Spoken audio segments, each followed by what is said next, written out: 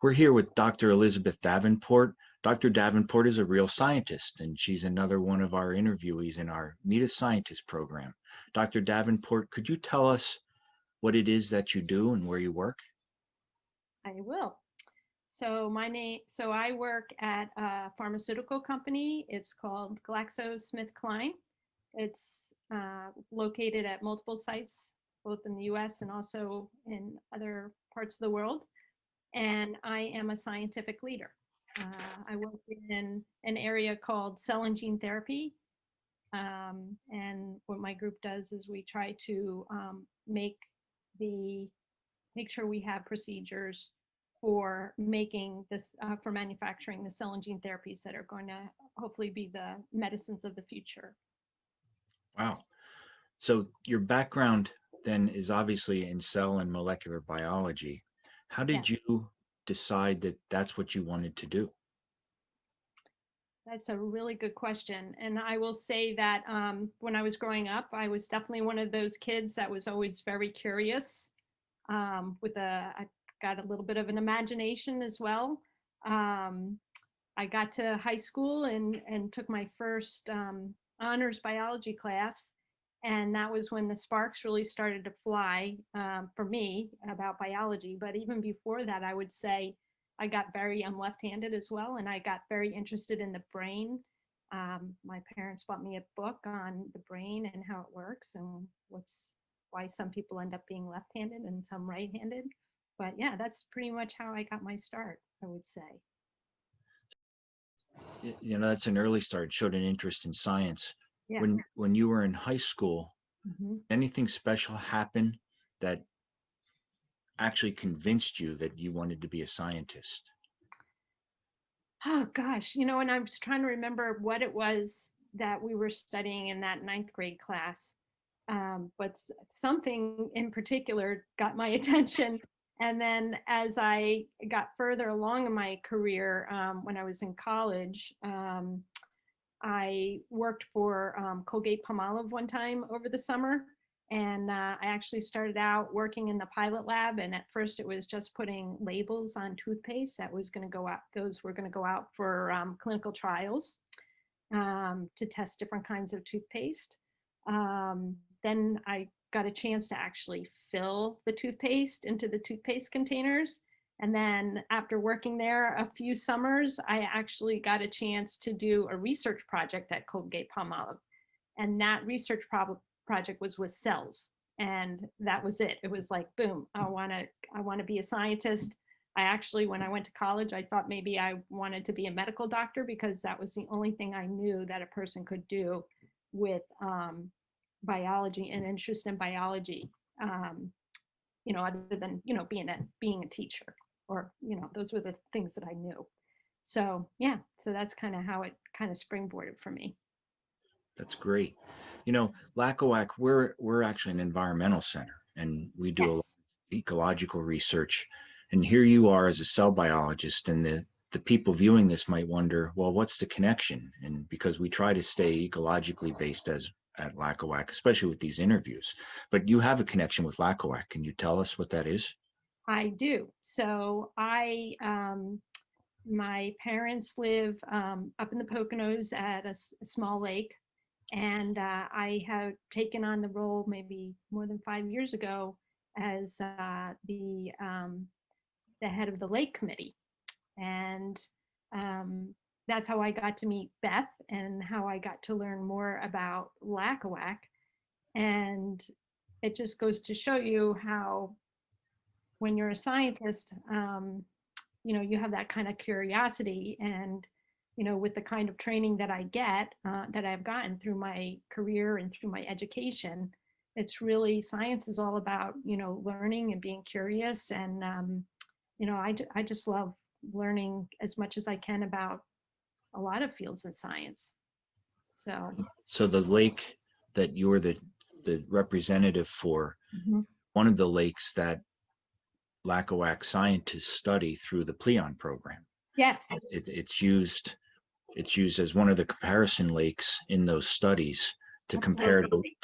to Lake Lackawanna and its biology. So that's the connection with Lackawanna. And it's interesting to hear from you how the science transfers, the scientific techniques follow across Mhm. all of those different fields. So it's interesting to hear that.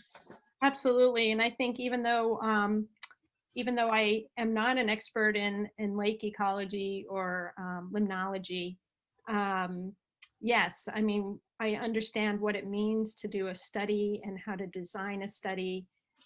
I do ask a lot of questions. Beth will say that I ask a lot of questions about what's going on and what might be causing it, and what we might we do about it, or how can we watch that trend. What else could be contributing? Yeah, it's fun. I've enjoyed it. That's great. Yeah.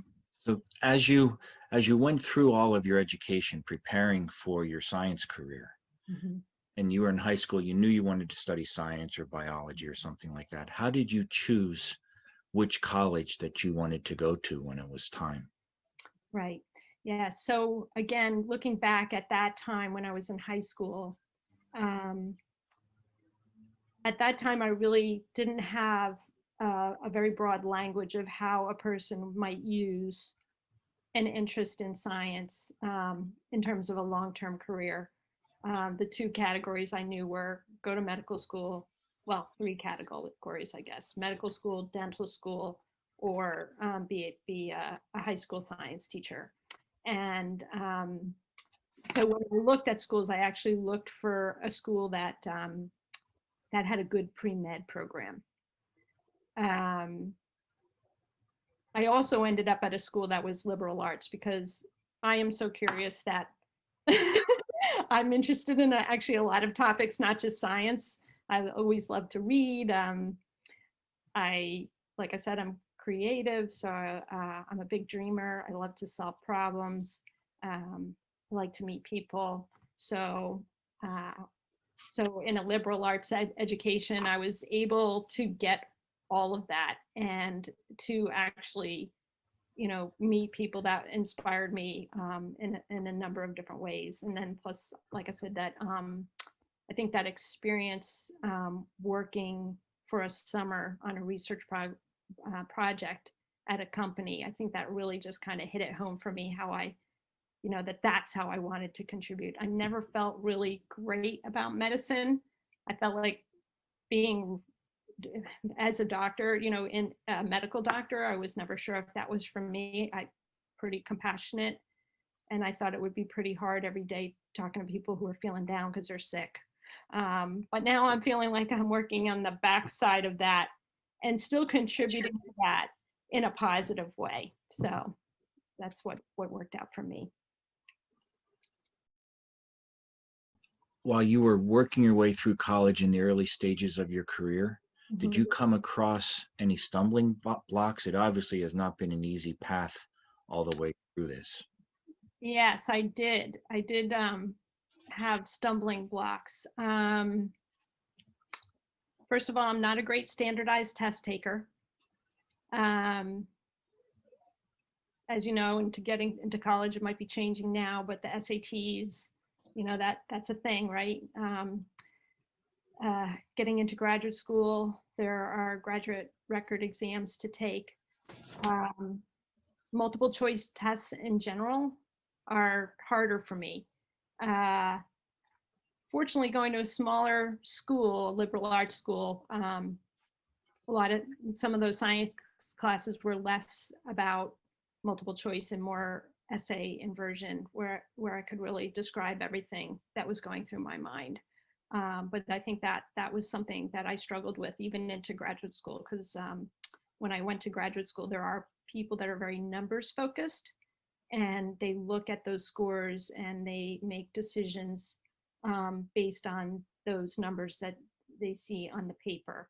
But I think, at least for graduate school, now that I'm through it and I go back and I talk to my PhD advisor, and she said that, it was people like me that actually changed their philosophy about what it means to be a good scientist. That just, it's not all about the numbers. It's about, what you bring to work every day. What's the passion that you bring? How hard do you work? How do you work with others? So it's really, I think it's really important, even in the sciences, to be a well-rounded person. Um, and so I think that's helpful. Yeah, that's a real important message for our students, that Yeah, there there are lots of them out there that aren't real good test takers, but have creative minds and good minds and can do science. So that's right. a great message to send out to them. That And not only that, but I would say, sometimes, life is full of trade-offs, and there are people who are very good test takers and are very, very bright. But science is very often a manual process. So if you are athletic or good with your hands, artistic, um, that kind of dexterity can really make a difference too into how you bring your science to a place where it's useful. yeah, great. Do you ended up doing this cell bio work at GSK? Yes, What other career opportunities would have been available for you with what you studied in college? right. I think now that I look back, there are so many different ways that a person could use biology for their future career option. I know while I was in graduate school, one of the things that I learned about was that patent lawyers need to be able to understand the subject matter um, that is the topic of their patents. So at the time when I was in graduate school, I, could have just made a choice to get a master's instead of a PhD and go ahead and pursue a law degree or work with a law company that was focused on biological patents. So that's one thing. I would say there are a number of other kinds of roles in the pharmaceutical industry where that biology degree is super important.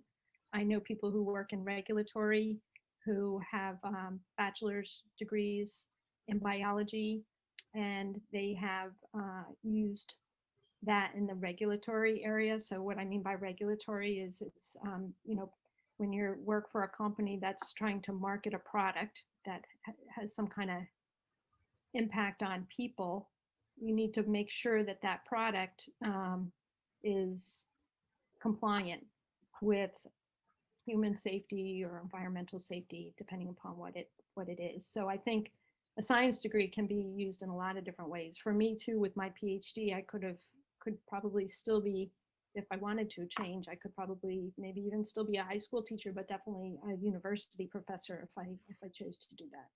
Sure. Yeah. What's the best part of your job? Oh, what's the best part? Well, for me, being that curious person who's pretty much interested in everything, I've worked for this company now for more than 26 years, and I've gotten a chance to participate in a lot of different scientific topics all around my interest of cell biology and molecular biology. But the great part for me is I get to interact with all these amazing experts in all different scientific fields, and we all get to work together as a team to make something that could end up curing somebody's family member of a devastating disease. And I just, it's great. I love it. I just really love it. So, So, there been has there been anything you've done, or what about your job? I think you may have covered this already. Makes the world a better place. so for me, it's seeing the work that we do, watching it grow from a little tiny idea, like a seedling, and watching it bloom into something that goes to clinical trials where we can test to see whether or not that idea that we started with, that we worked on together, whether or not that will make people better. And that's actually the project I'm working on right now. That's where we are. We're right on the cusp of finding out if this really could be a powerful way of healing people who are quite sick. So yeah, Yeah, it's a tremendous feeling. rewarding. Yeah. Yeah, it is. So we're going to wrap up soon, but if you Mhm. had to give one piece of advice Mhm. to a school student who didn't know what they wanted to do or where they wanted to go to college, what would you say to them? One piece of advice, Or that's hard. maybe you need to do it in more than one, but Okay, what advice would you? okay. So the first thing I would say is don't stress about that. People change their careers multiple times. I would just start practicing now. What is it that really excites you? What do you get excited about? What are the problems you see in this country that you want to fix? So I would think about those things. I would get out there, get involved in things that you're passionate about, and have the courage to change your mind. I mean, the only way to find out what you really love is by trying things. And some of the things you're going to try, you may not like, and that's fine. Once you've tried it, then you know that. But the other thing to know is what you don't like now, you may end up liking later. So, Jean, I shared with you before, when I was younger, I actually wasn't particularly interested in environmental science. Now, where I am now in my life, I am very, very, very interested in environmental science. I think that is one of the biggest concerns that we have as a world that we need to fix.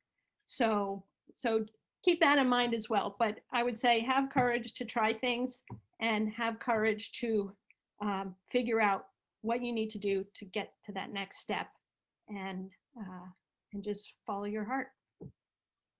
You've given the students a lot of great advice, and your background and your history and your advice is going to be very useful for them. So thank you for your time. We really appreciate it. Thank you, and good luck to all of you.